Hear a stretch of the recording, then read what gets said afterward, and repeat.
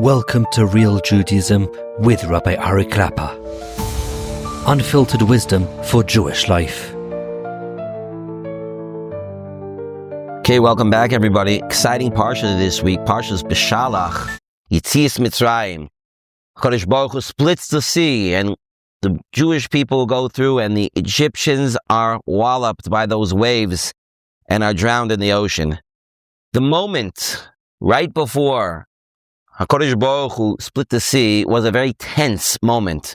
The Jewish people didn't know what was going to be. What's going to happen? What should we do? Do we have any choices? Is this our end?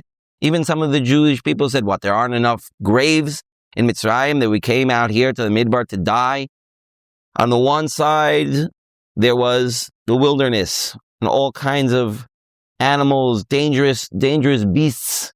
Behind them was the Egyptian army ready to take them, and in front of them was the sea. Where are they going to go? What are they going to do? An incredibly tense and scary situation for the Jewish people. But what's even more scary is that the Jewish people were really in judgment in Shamayim. You see, what happens over here on earth, anything can change. HaKadosh Baruch Hu Keherif Ayim, in one moment can turn things over. And the truth of the matter is that in the end is what happened. But in Shamayim, that's really what matters. What's really going on? We see this also in the Purim story. Mordechai, when he heard about the gezerah of Haman, that Haman said, I'm going to destroy the Jewish people, and he put it in writing, signed and sealed by the king of 127 provinces. That's it. That's the end of the Jewish people. Mordechai didn't get scared from that, because he knows whatever happens, people, the goyim, they make gezerahs against the Jewish people all the time. All the time they're running after us. Every generation, HaKadosh Baruch Hu saves us from their hands. But we want to know what's really happening. You want to know what's really happening? Look in Shamayim. So Mordechai turned to Eliyahu Hanavi, and he wants to know, is there a gezerah like this in Shamayim? Did HaKadosh Baruch Hu agree to Haman's gezerah? And Eliyahu Hanavi said yes. That was the great danger of Purim. Maybe we'll talk about that at a different time. But here also, the Jewish people were in grave danger, not just here in the physical world, but in the spiritual world. They were in judgment. And so were Malachi Asharitz and Shamayim that were saying, why should the Jewish people survive? I don't understand. These Egyptians worship avodah zarah. The Jewish people also worship avodah zarah. In fact, they were an avodah zarah that came with them through the Yam. The Pesel Micha came with them out of Mitzrayim through the Yam, and they took it with them all the way to Eretz Yisrael. They had avodah zarah with them.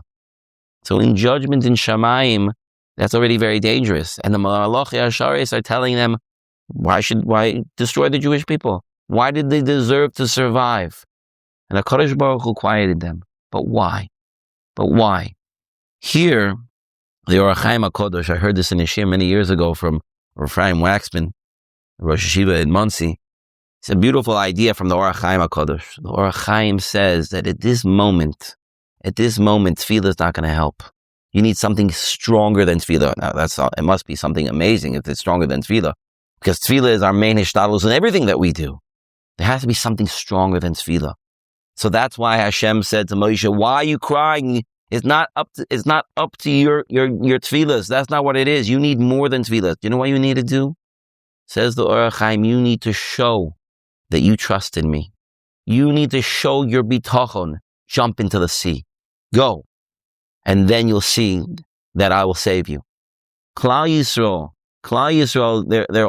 their hope is in the Ribbono Shel Olam.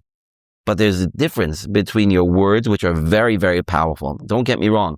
Tefillah is incredibly powerful, and that's our main tool throughout the generations. Tefillah has been our main tool. But even as we saw by Yaakov Avinu, that when Yaakov Avinu was facing Esav, he used tefillah, but he also prepared for Milchama, and he also sent a gift. There was other hishtadlus that he did besides for tefillah. But all of that was only with the bitachon, and Kodesh Baruch Hu was going to take care of me. And in his tefillah, he said, Ribbono Shel Olam, it's because you promised me that you're going to take care of me that I know that I'm going to be safe. That's what it is. It's the bitachon in Hashem. The more we show our bitachon in Hashem, the more that we're going to see Hashem's Yeshua. Hashem will show it to us even more and more blatantly. And here, this is what HaKadosh Baruch Hu wanted from Klal Yisrael. There's a kitrik in Shamayim. They're accusing you in the heavens. They're accusing you. Do you deserve to live? Show me that you do. Jump into the sea. And that's what they did. Klal Yisrael jumped into the sea. And then it split. And then they had Yeshua. Yeshua HaKadosh Baruch Hu, I'm with you. HaKadosh Baruch Hu, I'm with you. Whatever's going on here in the world, whatever, all the crazy things backwards and forwards and upside down, and we can't rely on anybody, only the Rabbani Shalom. But we can't just say that. We have to do it. Sometimes that means we might have to break away from things that have become popular, things that everybody is doing nowadays. Everybody is doing it. How could you not? We show HaKadosh Baruch Hu, no, I'm going to do the right thing because I trust in you. Parnasa, health, I'm always going to do the right thing. Shalom, bayis, tzarkidol bonim, infertility. HaKadosh Baruch Hu, I'm with you. I'm with you. I'm always going to do the right thing. We do that, HaKadosh Baruch Hu will show us Yeshuas. All right, have a good Shabbos.